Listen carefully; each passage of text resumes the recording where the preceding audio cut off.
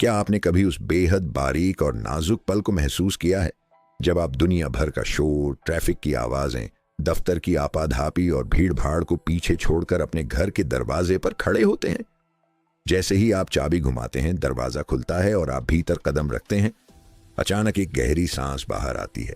वह सांस केवल हवा नहीं होती, वह आपकी आत्मा की राहत होती है। ऐसा लगता है जैसे किसी ने भारी बोझ कंधों से उतार दिया हो। बाहर की दुनिया में हम एक मुखौटा पहने रहते हैं, मुस्कुराने का नाटक करते हैं, लेकिन घर की चार दीवारी के भीतर आते ही हम असली हम बन जाते हैं। लेकिन सवाल यह है कि आखिर हमें घर भागने की इतनी जल्दी क्यों होती है? क्यों हमें पार्टियों की चकाचौंध से ज्यादा अपने कमरे का धुंधला प्रकाश सुकून देता है? सेक्शन वर्क, समाज की गलत फहमी और आत्मा का सत्य। समाज की नजरों में इसके कई नाम हैं।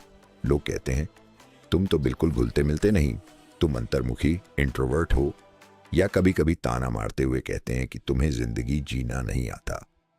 वे हमें यह महसूस कराने की कोशिश करते हैं कि हम में कोई कमी है, कि शायद हम डरपोक हैं जो दुनिया का सामना नहीं करना चाहते। लेकिन परमहंस योगानंद जी की दृष्टि इस विषय पर बिल्कुल अलग और क्रांतिकारी है। वे कहते थे कि जिसे दुनिया आदत या स्वभाव कहती है, वह असल में आत्मा का संकेत है। यह आपकी आत्मा की परिपक्वता, मैच्योरिटी का सबूत है।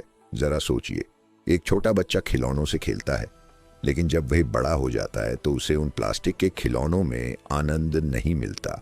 ठीक उसी तरह जब एक आत्मा का विकास होने लगता है, जब वह जन्मों की यात्रा के बाद जागने लगती है, तो उसे संसार के ये खिलौने, ये चमक धमक, ये झूठी प्रशंसा, ये सोशल मीडिया का दिखावा सब फीके लगने लगते हैं। आत्मा समझ जाती है कि इस बाहरी दौड़ में कोई अंत नहीं है। वह अब सतह पर तैरना नहीं चाहती, वह गहराई में गोता लगाना चाहती है। इसलिए घर में रहने की इच्छा कोई बीमारी नहीं, बल्कि एक आध्यात्मिक उन्नति का लक्षण है।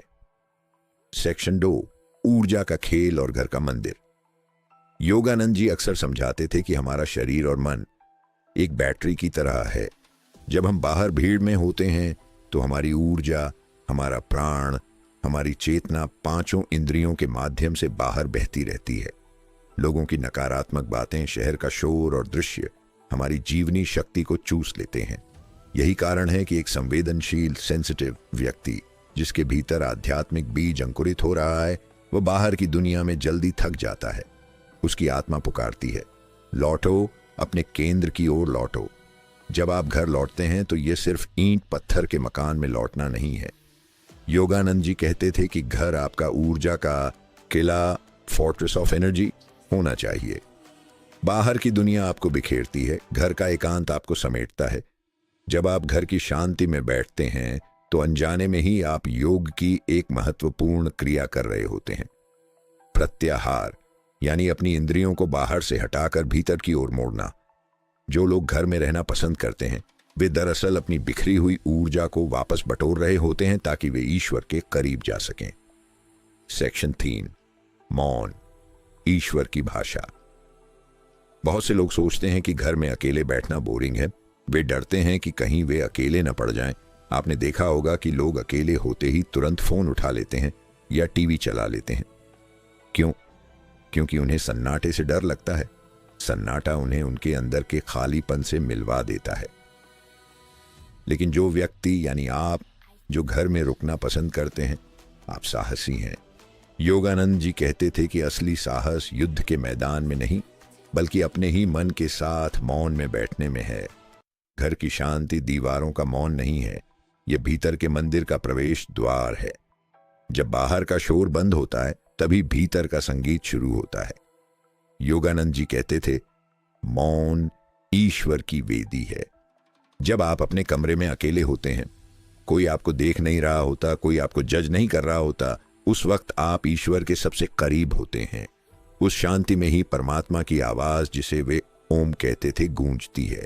जो लोग बाहर की उत्तेजना, एक्साइटमेंट के पीछे भागते हैं, वे उस सूक्ष्म आनंद को कभी नहीं जान पाते जो एक शांत कमरे में आंखें बंद करके बैठने में मिलता है। सेक्शन 4, अकेलापन बनाम एकांत, लोनलीनेस वर्सेस सॉलिट्यूड। यहां एक बहुत बड़ी दुविधा है जिसे समझना जरूरी है। कई बार घर में रहने वाले लोग उदास हो जाते हैं। उन्हें लगता है, पका शायद मैं समाज से कट गया हूं, शायद मेरा कोई दोस्त नहीं है, ये विचार अकेलेपन, लोनलीनेस का है और ये दुख देता है।